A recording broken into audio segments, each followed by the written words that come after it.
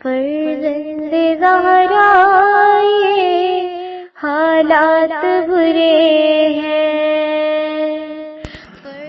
کاشانہ بصیرت ایک ایسا مکمل یوٹیوب چینل جس پر محروم بصارت کے لیے بالخصوص اور تمام افراد کے لیے بالعموم سینکڑوں کی تعداد میں اسلامی کتب دستیاب ہیں۔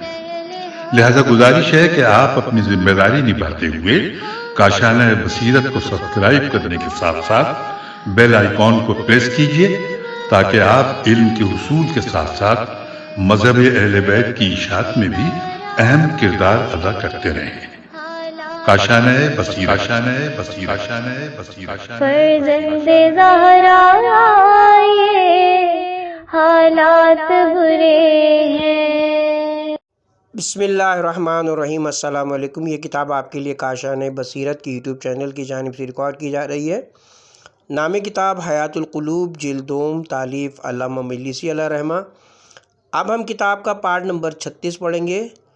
17واں باب جمادات و نباتات سے متعلق حضرت کے معجزات، اور وہ کئی طرح کے ہیں۔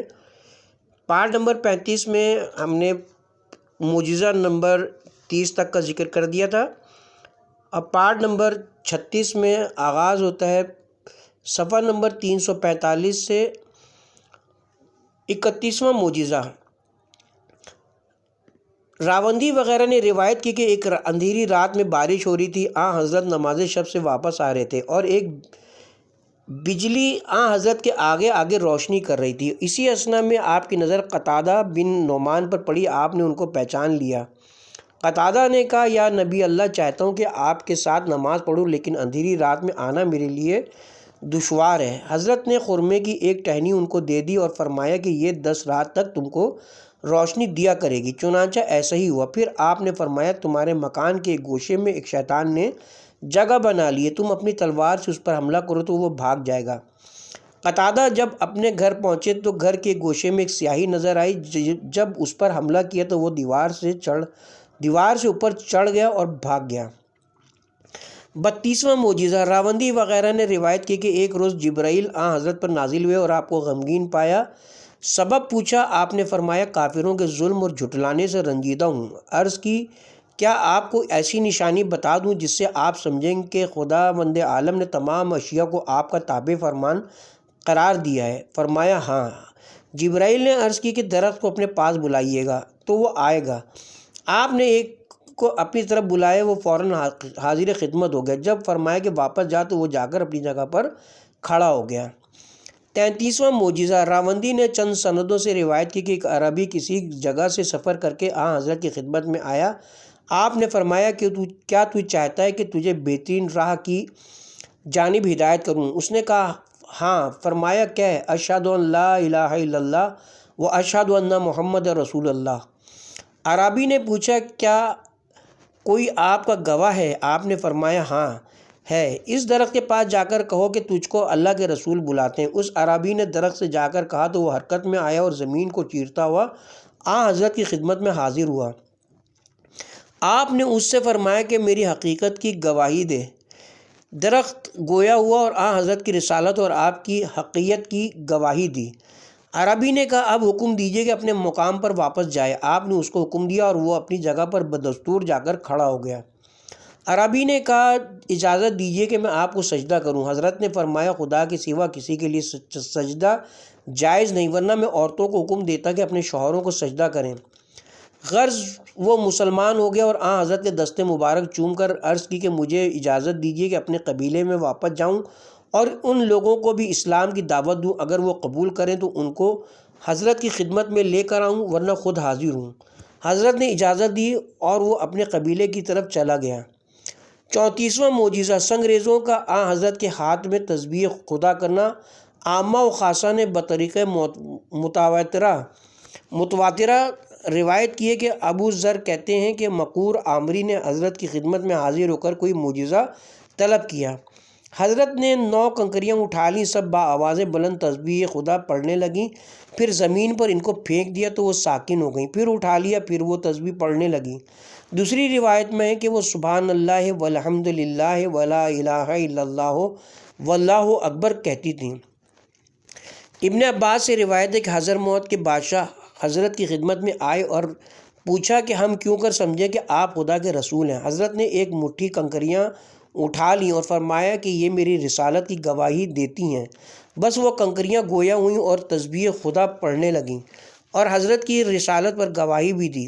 اور انس سے منقول ہے کہ جناب رسول خدا صلی اللہ علیہ وسلم نے ایک مٹھی کنکریاں ہاتھ میں اٹھا لیں جو تسبیح خدا کرنے لگیں، پھر حضرت علی کے ہاتھ میں دے دیں، وہ ان کے ہاتھ میں بدستور تسبیح کرتی تھیں۔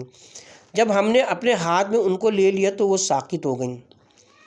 35واں معجزہ راوندی نے ابو اسید سے روایت کی کہ جناب رسول خدا نے ایک روز اپنے چچا جناب عباس سے کہا کہ آپ اپنے لڑکوں سمیت کل اپنے گھر پر موجود رہیے گا، مجھے کوئی کام ہے۔ دوسرے روز صبح کو آپ ان کے مکان پر تشریف لے گئے اور ان لوگوں کو اپنے پاس بلایا اور ان کے لیے دعا کی تو آمین کی آواز ان کے در و دیوار سے بلند ہوئی۔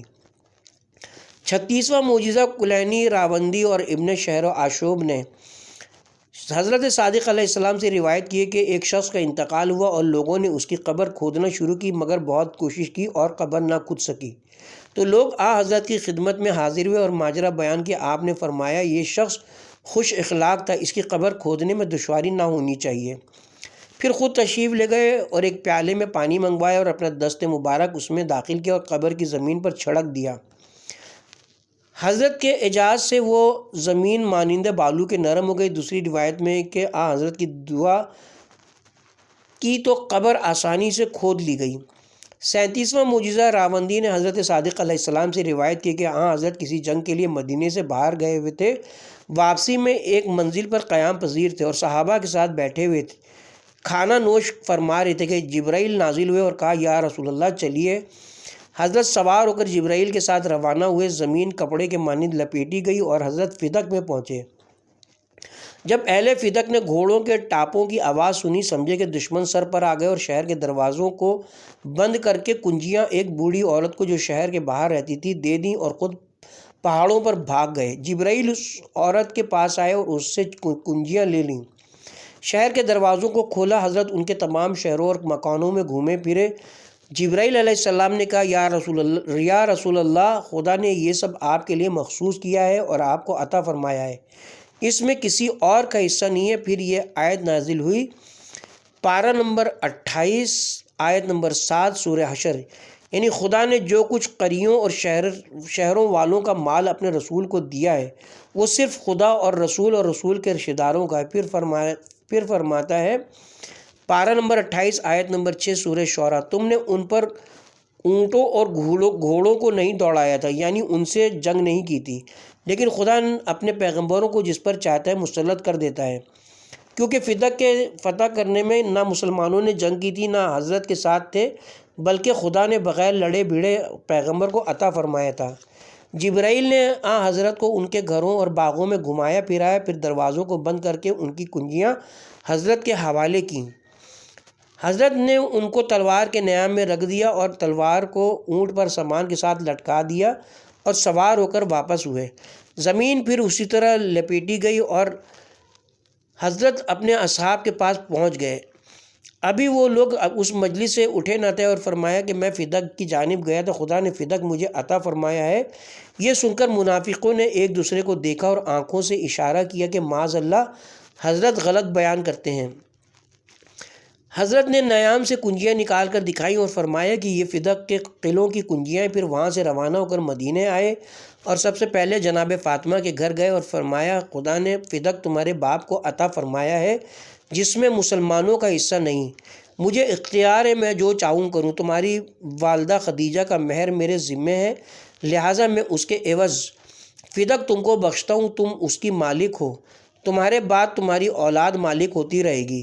پھر حضرت نے ایک چمڑا منگوایا اور امیر المومنین کو بلایا اور فرمایا لکھو کہ باغ فدق رسول خدا کی جانب سے فاطمہ کے لیے بخشش ہے، اور اس پر علی اور ام ایمن کو گواہ فرمایا کہ ام ایمن بہشت کی خاتون ہیں۔ پھر اہل فدق حضرت کی خدمت میں حاضر ہوئے اور یہ طے کیا کہ ہر سال 24,000 دینار اشرفی حضرت کو دیا کریں گے، جو اس زمانے کے سکوں کے حساب سے 3,600 تومان ہوتے ہیں۔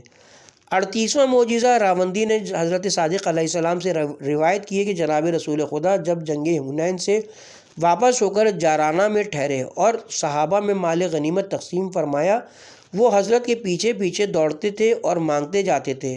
حضرت ان کو دیتے جاتے تھے، یہاں تک کہ حضرت ان کے پاس سے ہٹتے ہٹتے ایک درخت کے پاس پہنچے اور پشت درخت سے لگا دی، لیکن صحابہ نے پھر ہجوم کیا، یہاں تک کہ حضرت کی پیٹھ زخمی ہو گئی اور آپ کی چادر درخت سے لپٹ کر رہ گئی۔ حضرت دوسرے درخت کی طرف چلے گئے اور فرمایا کہ میری چادر دے دو، خدا کی قسم اگر مکہ اور یمن کے درختوں کی تعداد کے برابر میرے پاس گوشت پندے ہوتی تو تم سب لوگوں پر تقسیم کر دیتا، تم جو مجھ کو بخیل و کنجوس کبھی نہ پاؤ گے، تم مجھ کو بخیل و کنجوس کبھی نہ پاؤ گے۔ غرض ماہ ذوالقعدہ میں جارانہ سے روانہ ہوئے اور حضرت کی پشت مبارک کی برکت سے وہ درخت کبھی خشک نہ ہوا اور ہمیشہ ہر فصل میں اس سے تر و تازہ پھل حاصل ہوا کرتا تھا۔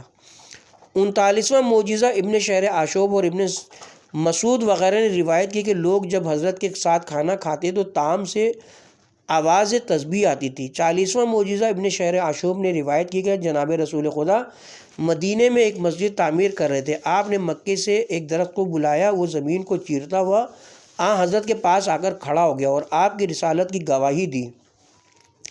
41واں معجزہ روایت ہے کہ حضرت صلی اللہ علیہ وسلم نے عبداللہ بن طفیل کو بھیجا کہ اپنی قوم کی ہدایت کرے اور فرمایا کہ تمہاری قوم کے نزدیک تمہاری سچائی کی دلیل یہ ہوگی کہ تمہارے تازیانے کی نوک سے رات دن ایک نور چمکتا رہے گا۔ عبداللہ نے اسی علامت کے ذریعے اپنی قوم کی ہدایت کی۔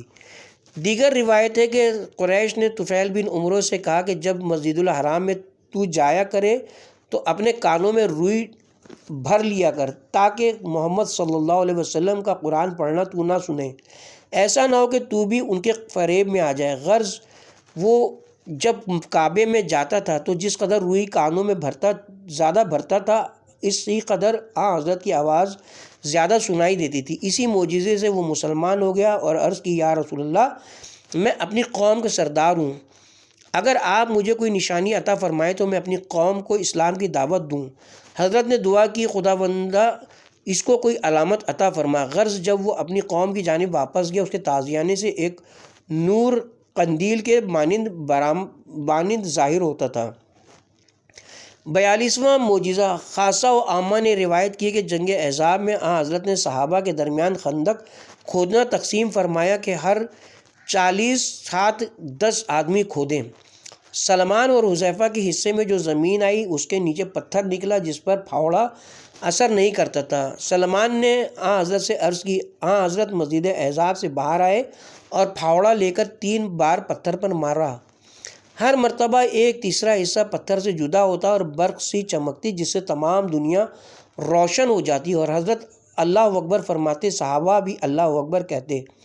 حضرت نے فرمایا کہ پہلی روشنی میں یمن کے قصر نظر آئے اور خدا نے ان سب کو مجھے عطا فرمایا، دوسری مرتبہ شام کے قصر دکھائی دیے اور خدا نے ان سب کو مجھے کرامت فرمایا، اور تیسری بار مدائن کے قصر میں نے دیکھا اور خدا نے بادشاہان عجم کے ملک مجھے بخشے۔ اس کے بعد خدا نے یہ آیت نازل فرمائی، پارہ نمبر 10 آیت نمبر 33 سورہ توبہ، خدا اس کے دین کو تمام دینوں پر غالب کر دے گا اگرچہ مشرکین کراہت کریں۔ دوسری روایت میں کہ جب وہ زمین سخت ظاہر ہوئی اور کدال کا اس پر اثر نہ ہوا تو حضرت نے ایک پیالے میں پانی منگوایا اور اپنے معجز نما آب دہن کو اس میں ڈالا اور اپنے ہاتھ سے اس زمین پر چھڑک دیا تو حضرت کے اعجاز سے اس قدر نرم ہو گئی کہ جب کدال اس پر مارتے وہ اندر گھس جاتا تھا۔ 43واں معجزہ ابن شہر آشوب وغیرہ نے روایت کی کہ جنگ بدر میں عکاسہ کی تلوار ٹوٹ گئی، حضرت نے ایک لکڑی ان کے ہاتھ میں دے دی کہ اس سے جنگ کرو، جب عکاسہ کے ہاتھ میں وہ لکڑی پہنچی تلوار بن گئی، وہ ہمیشہ اسی سے جنگ کیا کرتے تھے۔ 44واں معجزہ روایت ہے کہ جنگ احد میں عبداللہ بن حجش کو حضرت نے ایک لکڑی دی اور ابو دجانہ کو خرمے کی ایک شاخ عطا فرمائی، وہ دونوں شمشیر قاطع بن گئیں، وہ لوگ اسی سے جنگ کیا کرتے تھے۔ 45واں معجزہ روایت ہے کہ فتح مکہ کے روز حضرت نے جناب امیر سے فرمایا کہ ایک مٹھی کنکریاں لاؤ، حضرت نے ان کو بتوں کی جانب پھینک دیا اور فرمایا جاہل حق و زحق الباطل ان الباطل کان زہوقا۔ پارہ نمبر 15 آیت نمبر 81 سورہ بنی اسرائیل، حق آیا اور باطل مٹا اور باطل مٹنے ہی والا ہے۔ تو وہ تمام بت زمین پر گر پڑے۔ اہل مکہ نے کہا ہم نے محمد صلی اللہ علیہ وسلم سے بڑھ کر کوئی جادوگر نہیں دیکھا۔ 46واں معجزہ، روایت ہے کہ کسی نے ایک کمان حضرت کو ہدیہ کی جس پر ایک عقاب کی صورت بنی ہوئی تھی۔ حضرت نے اس پر ہاتھ پھیرا، وہ شکل مٹ گئی۔ 47واں معجزہ، تفسیر امام میں مذکور ہے۔ عمار یاسر کہتے ہیں کہ ایک روز میں آن حضرت کی خدمت میں حاضر ہوا، اس وقت جبکہ آن حضرت کی رسالت میں شک کرتا تھا، اور کہا یا رسول اللہ، میں آپ کی تصدیق نہیں کر سکتا کیونکہ میرے دل میں شک ہے۔ کیا کوئی ایسا معجزہ ہے جس سے میرا شک دور ہو جائے؟ آپ نے فرمایا کہ جب گھر واپس جائے تو ہر درخت اور پتھر سے میری بابت دریافت کرنا۔ میں گھر آیا تو ہر درخت اور پتھر سے پوچھتا تھا کہ محمد کا دعویٰ ہے کہ تو ان کی رسالت کی گواہی دیتا ہے، تو وہ گویا ہوتا اور کہتا کہ میں گواہی دیتا ہوں کہ محمد صلی اللہ علیہ وآلہ وسلم خدا کے رسول ہیں۔ 48واں معجزہ، تفسیر امام میں مذکور ہے کہ ایک روز ایک مرد مومن حضرت کی خدمت میں حاضر ہوا۔ حضرت نے اس سے پوچھا کہ اپنے دل کو اپنے برادران مومن کی طرف سے کیسا پاتے ہو، جو محبت محمد و علی اور ان کے دشمنوں کی عداوت میں تمہارے موافق ہیں۔ اس نے عرض کی میں ان کی مثل اپنی جان کے عزیز رکھتا ہوں۔ جن باتوں سے ان کو تکلیف ہوتی ہے مجھے بھی ہوتی ہے، اور جس سے ان کو خوشی ہوتی ہے مجھے بھی خوشی ہوتی ہے، اور جو کچھ ان کو غمگین کرتا ہے مجھے بھی غمگین کرتا ہے۔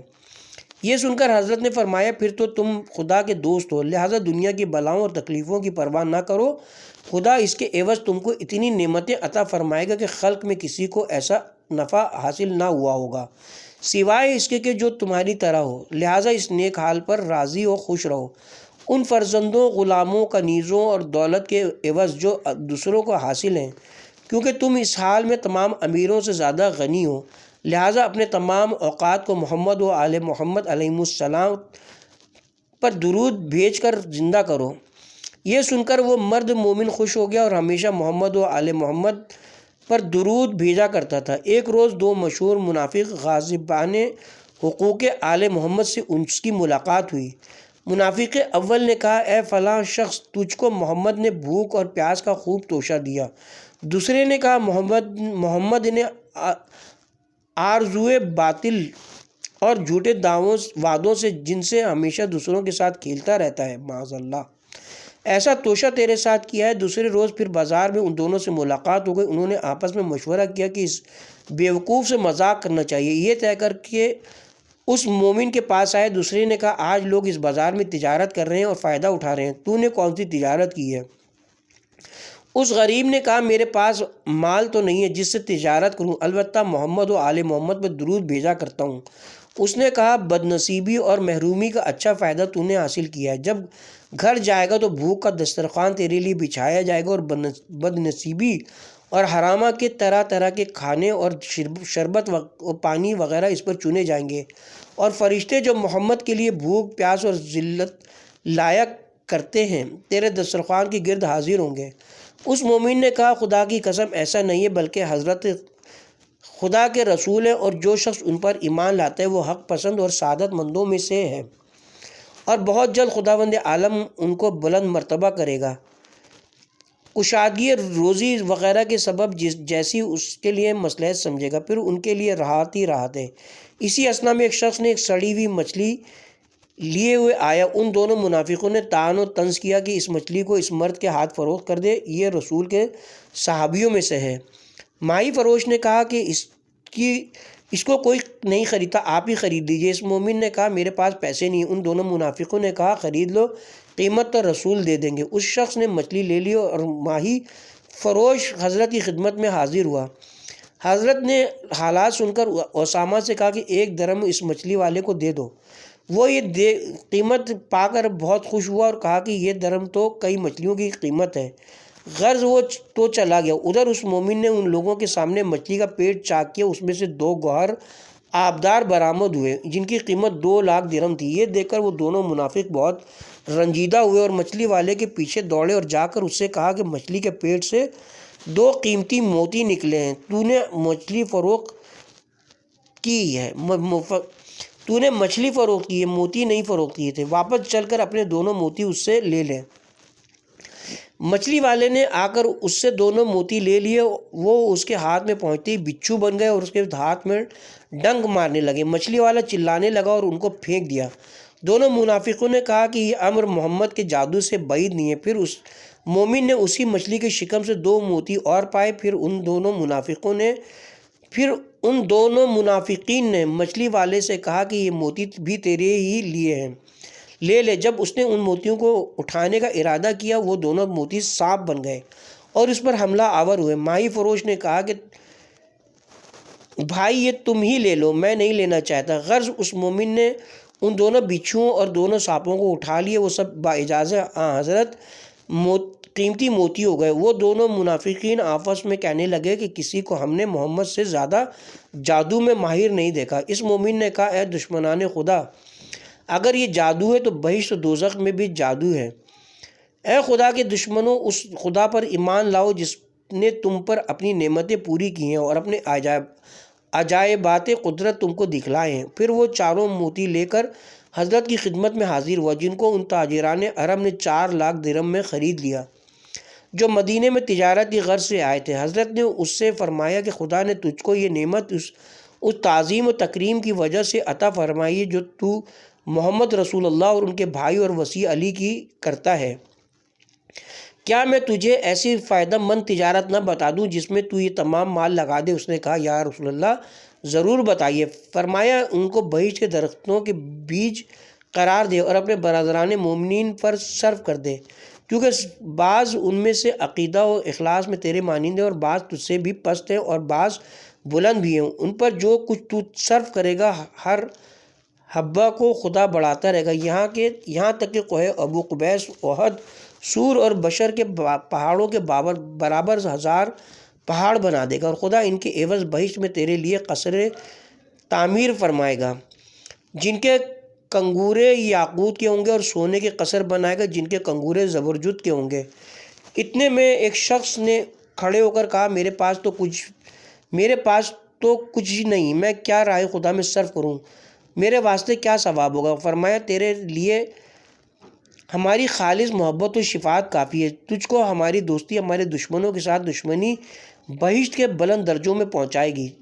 49واں معجزہ سراقہ بن مالک کا قصہ ہے جو متواتر اور شعراء نے اپنے اشعار میں بھی نظم فرمایا کہ جب حضرت صلی اللہ علیہ وسلم نے مدینے کی جانب ہجرت کی، کفار نے سراقہ کو حضرت کے تعاقب میں بھیجا۔ جب وہ حضرت کے قریب پہنچا، آپ کی دعا سے اس کے گھوڑے کا پاؤں زمین میں دھس گیا۔ اس نے حضرت سے استدعا کی کہ خدا سے دعا فرمائے کہ اس کو نجات بخشے۔ پھر اس نے حضرت کی دعا سے نجات پائی۔ پھر دوبارہ اس نے حضرت کا ارادہ کیا، پھر اس کے گھوڑے کے پیر زمین میں پھنس گئے۔ اس طرح 3 مرتبہ ہوا۔ آخر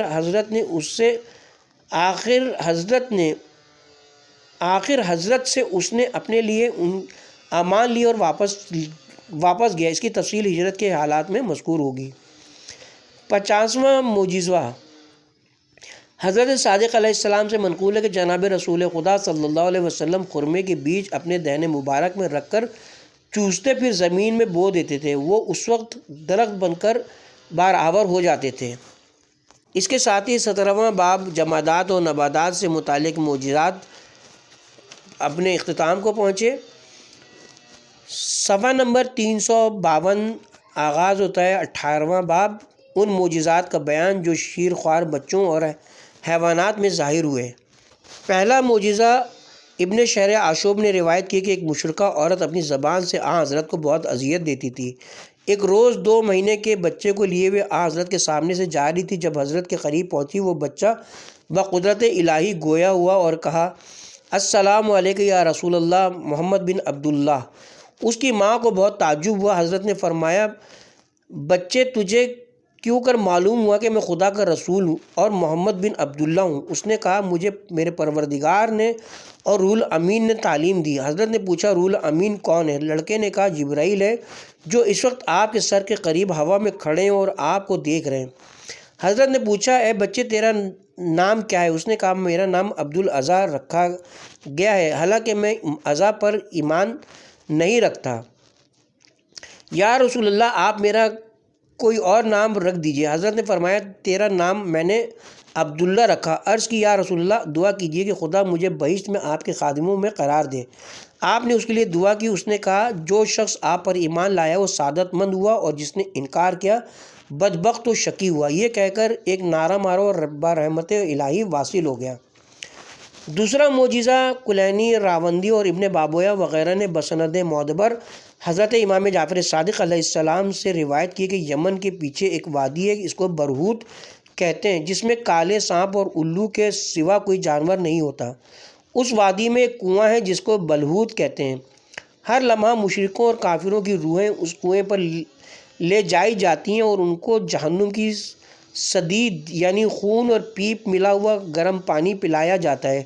اس وادی کے پیچھے چند گروہ ہیں جن کو زری کہتے ہیں۔ جب جناب سرور کائنات صلی اللہ علیہ وسلم معبوس برسالت ہوئے، ایک بچڑے نے ان کے درمیان اپنی دم زمین پر ماری اور بآواز بلند چلایا کہ اے زری کے لوگوں، اے زری کی اولاد، ایک مرد تہامہ میں آیا ہے اور لوگوں کو لا الہ الا اللہ کی دعوت دیتا ہے۔ اور دوسری روایت کے مطابق اس نے کہا کہ اے آل زری، میں تم کو عمل نیک کی جانب دعوت دیتا ہوں۔ ایک پکارنے والا بزبان فصیح کہہ رہا ہے کہ کوئی خدا نہیں سوائے اس خدا کے جو عالمین کا پروردگار ہے، اور محمد خدا کے رسول و پیغمبروں میں سب سے بہتر ہیں اور ان کے وسیع علی بہترین اوصیاء ہیں۔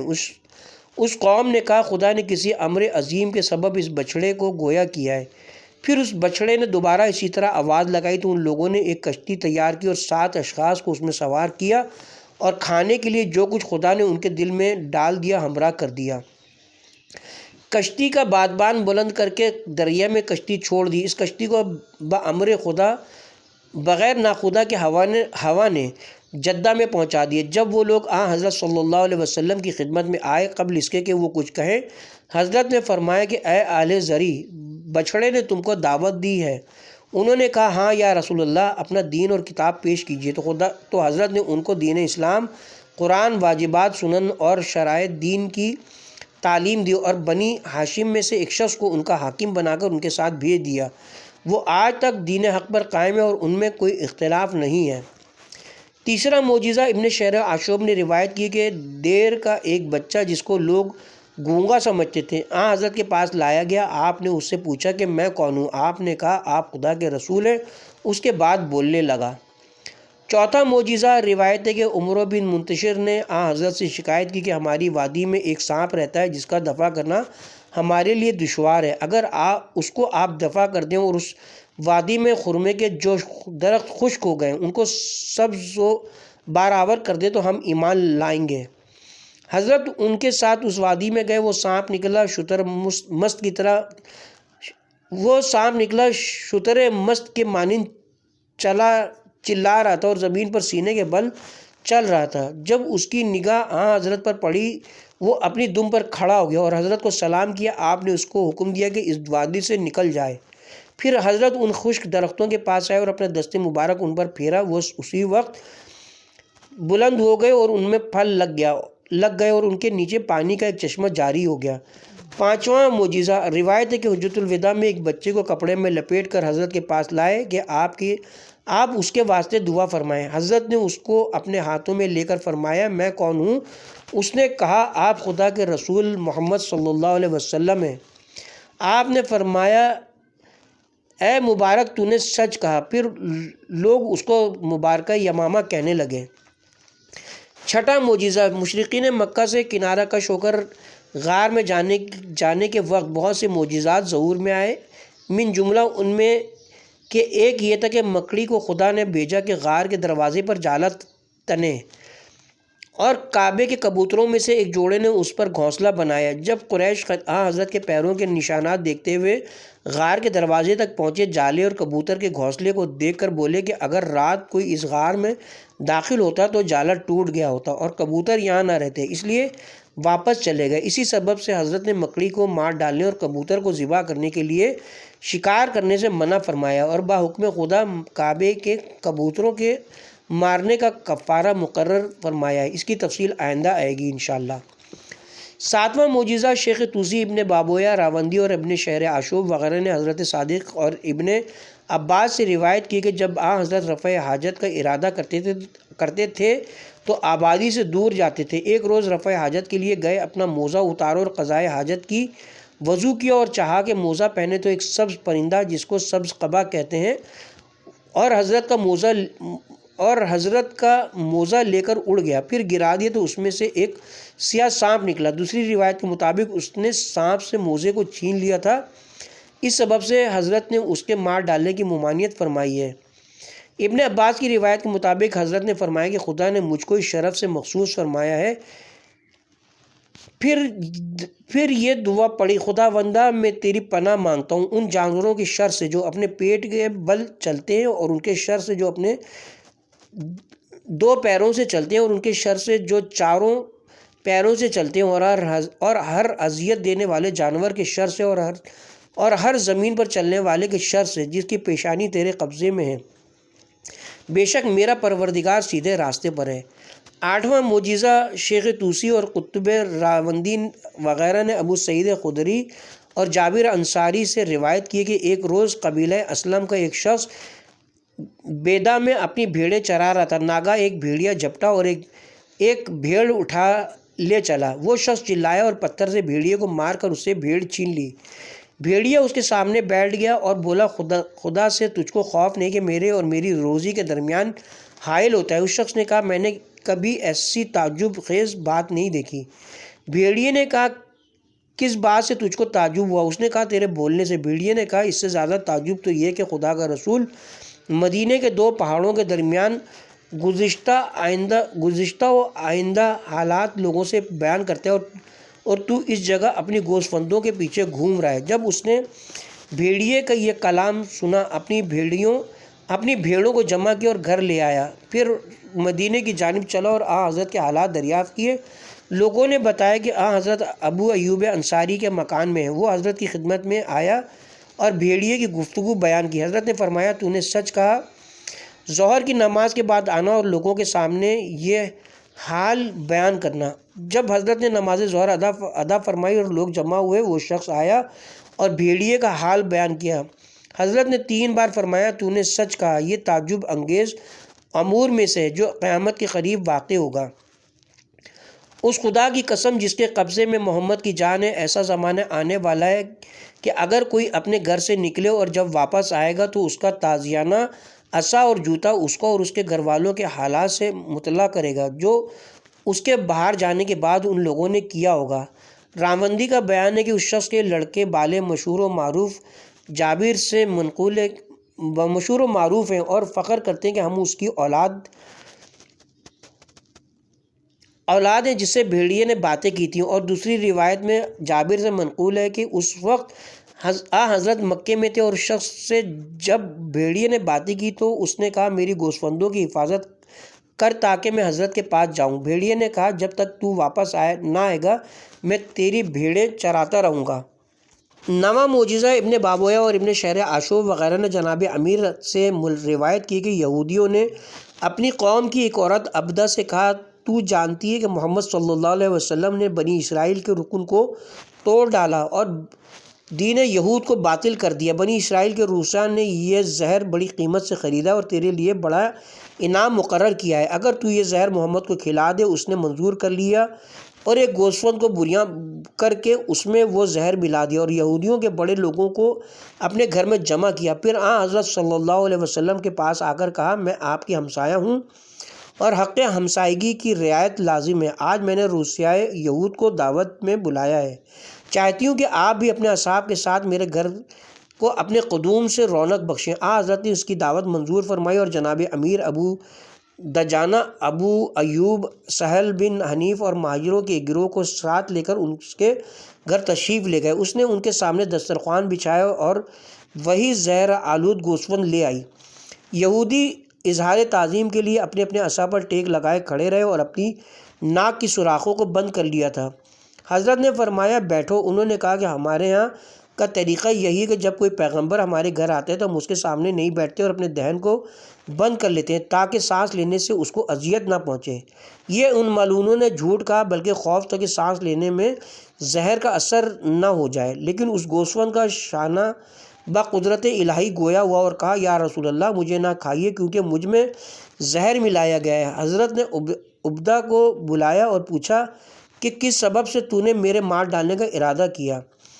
وہ بولی اس لیے کہ میں نے سوچا کہ اگر آپ پیغمبر ہیں زہر کا اثر آپ پر نہ ہوگا، اور اگر جھوٹے اور جادوگر ہیں تو اپنی قوم کو آپ سے نجات دلاؤں گی۔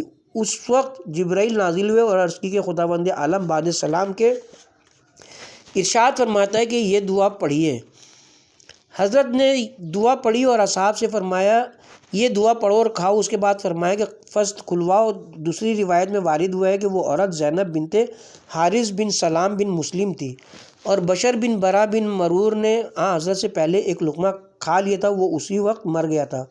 اس کی ماں حضرت کے آخری وقت میں آپ کی خدمت میں حاضر ہوئی تھی کہ آپ نے اس سے فرمایا کہ میں نے خیبر میں جو کھانا کھایا تھا جس سے تیرا لڑکا فوت ہوا وہ ہمیشہ اود کرتا رہا، یہاں تک کہ اس وقت اس نے میرے رگے دل کو ٹکڑے ٹکڑے کر دیا۔ اور بعض کا قول ہے کہ حضرت نے اس کے اثر سے 4 سال بعد رحلت فرمائی، اور بعضوں نے 3 سال بعد کہا ہے۔ اور بسائر الدرجات میں بسنت معتبر حضرت صادق علیہ السلام سے منقول ہے کہ ایک یہودی عورت نے سرور کائنات صلی اللہ علیہ وسلم کو گوسفند کے شانے میں پکا کر زہر دیا، کیونکہ حضرت دست و شانے کو بہت زیادہ پسند فرماتے تھے اور ران سے کراہت کرتے تھے، کیونکہ پیشاب کے مقام سے وہ نزدیک ہوتا ہے۔ جب وہ گوشت حضرت کے سامنے لایا گیا آپ کو اس کی طرف بہت رغبت ہوئی۔ آپ نے تھوڑا سا کھایا تھا کہ دست میں سے آواز آئی یا رسول اللہ مجھے نہ کھائیے، مجھ میں زہر ملایا گیا ہے۔ آپ نے ترک کر دیا، لیکن وہ زہر ہمیشہ حضرت کے بدن کو توڑتا رہا، یہاں تک کہ اسی کے اثر سے آپ نے رحلت فرمائی، اور کوئی پیغمبر یا وصی پیغمبر بغیر شہادت کے دنیا سے رحلت نہیں کرتا۔ 10واں معجزہ، شیخ طوسی نے زید بن ثابت سے روایت کی کہ ہم صحابہ کا ایک گروہ حضرت کے ساتھ کسی غزوے کے لیے روانہ ہوئے۔ اثنائے راہ میں ایک عربی اپنے ناقے کی مہار پکڑے ہوئے آیا اور کہا السلام علیکم یا رسول اللہ ورحمۃ اللہ وبرکاتہ۔ حضرت نے فرمایا وعلیک السلام۔ عربی نے کہا میرے ماں باپ آپ پر فدا ہوں، آپ کا مزاج کیسا ہے؟ حضرت نے فرمایا خدا کی نعمتوں پر اس کی حمد کرتا ہوں، تیرا کیا حال ہے؟ ناگاہ اس کے پیچھے سے ایک مرد بولا یا رسول اللہ اس شخص نے میرا ناقہ چرایا ہے اور یہ میرا ہی ناقہ ہے۔ پھر ناقے نے بھی اپنی زبان میں حضرت سے باتیں کی۔ حضرت نے ناقے کی گفتگو سن کر اس مرد سے کہا کہ یہ اونٹ گواہی دیتا ہے کہ تو جھوٹ الزام لگاتا ہے، اس عربی سے تعارض نہ کر۔ یہ سن کر وہ مرد چلا گیا۔ پھر حضرت نے عربی سے پوچھا جب تو نے میرے پاس آنے کا قصد کیا تھا تو چلتے وقت کیا کہا تھا؟ اس نے عرض کی میں اللہم صلی علی محمد وآل محمد میں پڑھ کر چلا تھا۔ حضرت نے فرمایا کہ میں سمجھ گیا تھا کہ کوئی بہت بہتر کام کر کے تو چلا ہے، اس وجہ سے خدا نے تیرے لیے اونٹ کو گویا کیا اور آسمان کے افق کو پست کر دیا۔ 10ویں معجزے کے اختتام کے ساتھ ہی اب ہم کتاب کے پارٹ نمبر 36 کا اختتام کرتے ہیں اور پارٹ نمبر 37 کا آغاز 11ویں معجزے سے کریں گے انشاءاللہ۔